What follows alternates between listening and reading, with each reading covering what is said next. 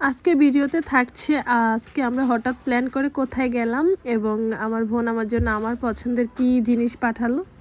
তো হ্যালো, আসসালামু আলাইকুম, সবাই কেমন আছেন? আশা করছি সবাই ভালো আছেন। সকাল সকাল ফোন দিয়ে বোন বলল যে আজকে এমন একটা জিনিস পাঠাবো যে তুমি অবাক হয়ে যাবা, আর এটা আমি কখনোই তোমার বাসায় আগে পাঠাই নাই। ও মাই গড, আমি তো দেখে পুরাই অবাক, কারণ এটা আমার খাইতে অনেক ইচ্ছা করছিল, এই দুধ চিতই পিঠা। তো সে বক্সে দিচ্ছে, ফেটে গেছে। আমি এত সকালে কখনোই নাস্তা করি না, তো আমি সাথে সাথে খেয়ে নিচ্ছিলাম আর কি। তো সকাল সকাল যেহেতু উঠেছি তাড়াতাড়ি রান্নাটাও সেরে ফেলি। তো আমি এখানে মুরগি রান্না করছিলাম, লাল শাক রান্না করছিলাম। তো আবদুল্লাহ খুব কান্না করছিল যে সে একটু সাইকেল চালাবে, তো বাসার মধ্যে আসলে অত জায়গা নেই সাইকেল চালানোর মতো। তো ওদেরকে নিয়ে চলে গেছিলাম ছাদে।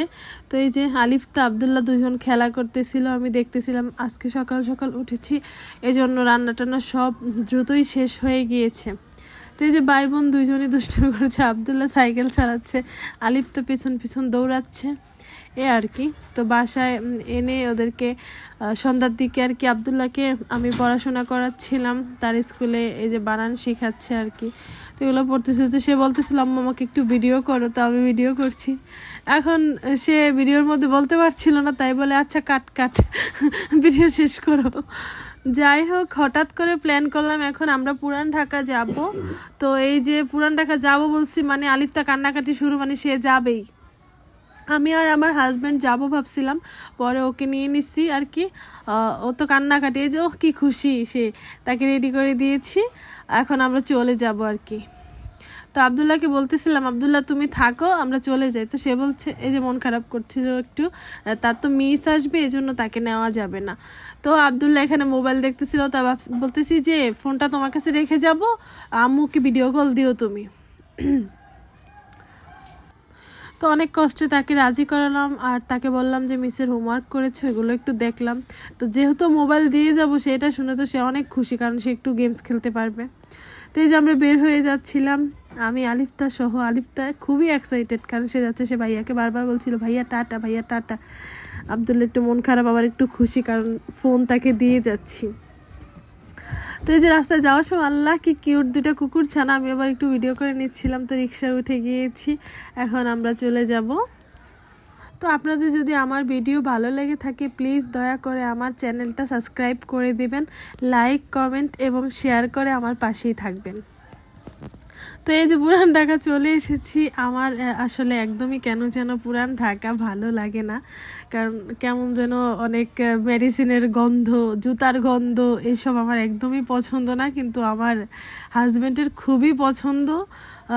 কেন পছন্দ? কারণ এখানে অনেক অনেক সারা রাত্রে খাবার পাওয়া যায়, এজন্য। যাই হোক, যারা খেতে ভালোবাসে আমার মনে হয় পুরান ঢাকা তাদেরই বেশি পছন্দ। তো অতিরিক্ত খাওয়া স্বাস্থ্যের জন্য ক্ষতিকর, বেশি খাওয়া একদমই ভালো না। যাই হোক, এখন সে আমাকে বলতেছিল ভিডিও করো, এখানে সামনে তার পছন্দের একটা একদম ছানা মাঠার দোকান, সে নাকি ছোটোবেলায় এখান থেকে অনেক ছানা মাঠা খেত আর কি। তো আমিও ভিডিও করতেছিলাম, মানে জুতার দোকান আর শেষ হচ্ছিল না, শুধু জুতা আর জুতা। যাই হোক, অনেক ব্যাড স্মেল আসছিল। তো আর কি অনেক আমরা কাছাকাছি একদম চলে এসেছি। যেহেতু কাছাকাছি চলে এসেছি, শ্বশুরবাড়িতে গেলে আর একদমই ভিডিও করা যাবে না। ওই যে নান্না বিরিয়ানি, সে আমাকে এটাও বলতেছিল একটু দেখাও। যাই হোক, এখন আমি আর ভিডিও করব না, কারণ একদমই আমরা এই যে চলে এসেছি, একটু পরে আমরা রিক্সা থেকে আসলে নেমে যাব। তো আবদুল্লাহকে খুব মিস করতেছিলাম, ওকে বাসায় রেখে এসেছি। অবশ্য বাসায় ওর মিম্মির সাথে আছে, তো এজন্য কোনো টেনশন নেই, কিন্তু তাও একটু কেমন লাগে না ওকে ছাড়া এসেছি। তো ও আবার অনেকক্ষণ আমাকে না দেখলে কান্না করে। তো এই যে একদমই আমরা চলে এসেছি বাসার নিচে। তো সবাই আজকে এই পর্যন্তই। সবাই ভালো থাকবেন, সুস্থ থাকবেন, আমাদের জন্য দোয়া করবেন। আল্লাহ হাফেজ।